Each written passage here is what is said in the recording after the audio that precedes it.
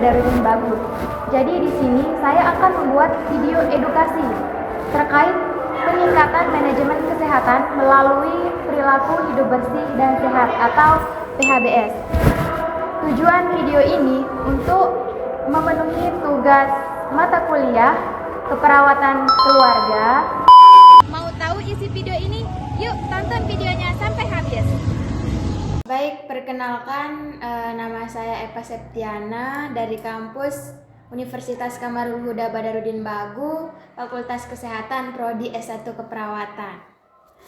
Baik, kali ini saya akan melakukan edukasi terkait peningkatan manajemen kesehatan melalui perilaku hidup bersih dan sehat atau PHBS. Yang dimana tujuan saya kali ini nanti setelah saya berikan edukasi pada ibu, saya harap nanti keluarga mampu memahami dan menerapkan perilaku hidup bersih dan sehat untuk meningkatkan kesehatan keluarga ibu. Baik, kita mulai saja ya ibu. Ya. Kita mulai dari pengertian PHBS, yang dimana PHBS atau perilaku hidup bersih dan sehat adalah semua perilaku kesehatan yang dilakukan atas kesadaran sehingga anggota keluarga dapat menolong dirinya sendiri di bidang kesehatan atau kebiasaan hidup bersih dan sehat yang dilakukan setiap hari agar terhindar dari penyakit dan kesehatan keluarga tetap terjaga. Selanjutnya di sini ada manfaat PHBS yang dimana ini bisa mencegah berbagai penyakit menular dan tidak menular, kemudian menjaga kesehatan keluarga, menciptakan lingkungan rumah yang bersih dan nyaman, dan yang terakhir di sini meningkatkan kualitas hidup keluarga. Nah, selanjutnya di sini ada penerapan PHBS. Di sini penerapan PHBS pada rumah tangga, ya Bu. Yang pertama ada air bersih, yang dimana air bersih ini gunakan air yang bersih untuk minum, kemudian memasak, mandi maupun mencuci. Tapi alangkah baiknya untuk air minumnya itu sebaiknya dimasak hingga mendidih. Kemudian yang kedua ada mencuci tangan pakai sabun. Nah, mencuci tangan pakai sabun ini dilakukan misalnya sebelum makan, kemudian sebelum menyiapkan makanan, setelah dari toilet, kemudian setelah membersihkan anak ataupun setelah membuang sampah. Selanjutnya menggunakan jamban sehat. Nah, di sini kan kemarin setelah saya tanya ibu terkait jambannya ini sudah bersih ya, jadinya buang air besar dan air kecilnya di jamban, kemudian menjaga kebersihan kamar mandi dan WC. Selanjutnya mengelola sampah dengan baik. Kemarin ibu mengatakan bahwa ibu sering mengumpulkan sampah di tempat sampah dan membuangnya ke sungai. Nah, tapi sebaiknya untuk membuang sampah pada tempatnya, kemudian kalau bisa pisahkan sampah organik dan anorganik jika memungkinkan, dan jangan membuang sampah ke sungai ataupun ke selokan. Selanjutnya memberantas sarang nyamuk atau pemberantasan sarang nyamuk. Di sini kita bisa melakukan dengan menguras tempat tampungan air, kemudian menutup tempat tampungan air dan mengubur atau mendaur ulang bekas yang dapat menampung air. Nah, selanjutnya di sini ada pentingnya pemeriksaan kesehatan berkala, yang dimana pada pemeriksaan kesehatan secara rutin ini bertujuan untuk kita bisa mengetahui kondisi kesehatan sejak dini, kemudian mencegah komplikasi penyakit dan memantau pertumbuhan dan perkembangan anak, dan juga menjaga kesehatan seluruh keluarga ibu. Nah, yang dimana anjurannya itu, misalnya nih balita, dia itu rutin ke posyandu, kemudian orang dewasa itu melakukan pemeriksaan tekanan darahnya dan kesehatan umum minimal 1 kali 6 bulan. dan segera memeriksa diri apabila mengalami keluhan kesehatan. Selanjutnya, menjaga kebersihan lingkungan rumah. Nah, yang dimana cara kita menjaga lingkungan rumah itu seperti menyapu dan mengepel rumah setiap hari, kemudian membuka jendela setiap pagi agar udara dan cahaya masuk. Kemudian ada membersihkan halaman rumah, menjaga saluran air agar tidak tersumbat, kemudian membersihkan kamar mandi secara rutin. Yang terakhir di sini ada memanfaatkan fasilitas kesehatan, yang dimana seperti yang sudah saya jelaskan tadi, seperti ke posyandu, klinik ataupun rumah sakit jika memerlukan pemeriksaan lanjutan.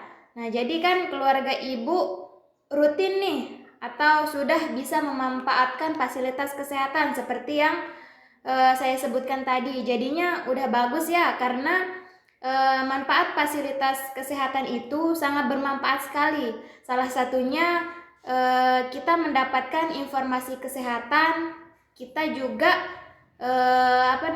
bisa mencegah penyakit menjadi lebih baik atau lebih berat. Mungkin sampai di sini ada yang ditanyakan, Ibu?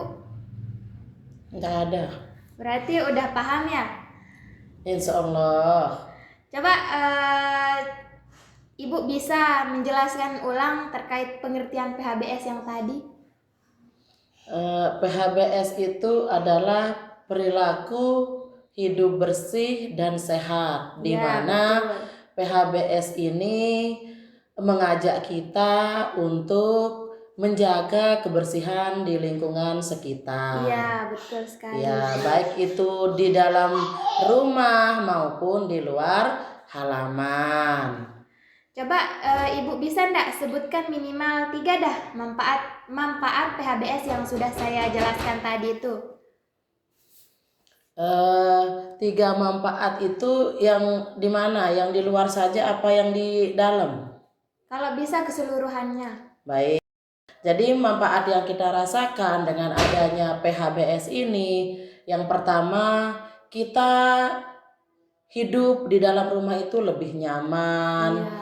Kemudian terhindar dari penyakit. Kemudian dengan adanya PHBS ini juga kita jadi lebih tahu bagaimana cara untuk melindungi diri dari adanya sampah-sampah ataupun dari cara untuk menjaga bagaimana lingkungan kita agar terasa lebih bersih dan sehat. Ya, betul Ibu. Coba bisa enggak jelaskan pentingnya pemeriksaan kesehatan secara berkala? Untuk masalah pentingnya kesehatan secara berkala itu pemeriksaannya mungkin sewaktu-waktu kita memang sangat membutuhkan yang namanya untuk memeriksa kesehatan.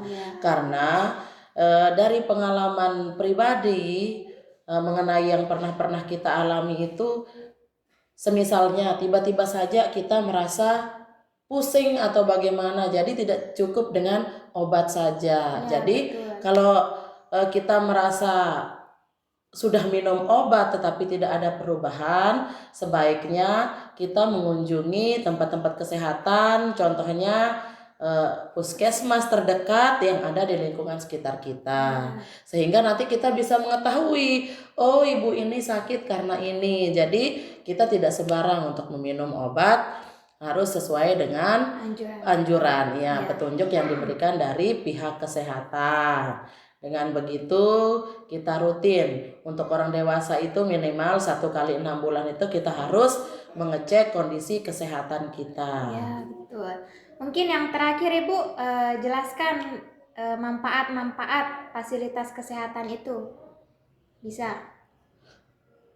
Manfaat dari fasilitas kesehatan. Iya. Baik, untuk manfaat fasilitas kesehatan di sini menurut saya pribadi, karena saya biasanya kalau saya merasa agak pusing atau apa, saya lebih baiknya itu langsung saja ke klinik kesehatan.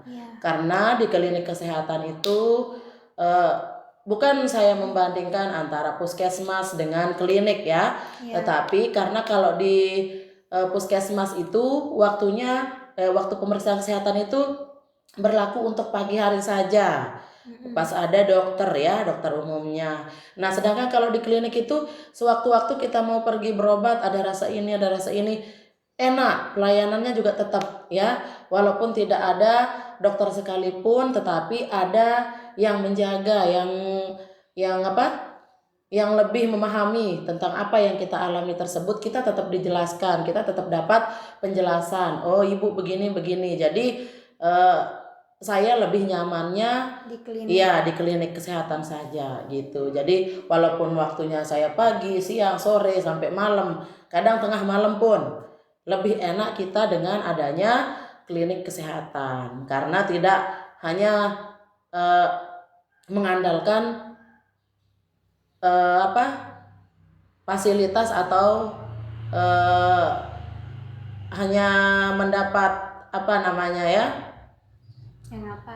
masukan dari ini yang piket itu. Kadang ada yang dia bilang oh saya tidak tahu begitu. Jadi saya lebih nyamannya ke klinik karena di situ khusus untuk penjagaannya. Baik, terima kasih Bu karena sudah menjelaskan ulang terkait apa yang sudah sampaikan tadi. Saya anggap Ibu sudah memahami dan bisa menerapkan apa yang sudah paparkan tadi terkait edukasi tentang PHBS. Terima kasih Bu atas waktunya. Iya, sama-sama. Mungkin Dek. hanya ini yang saya bisa sampaikan.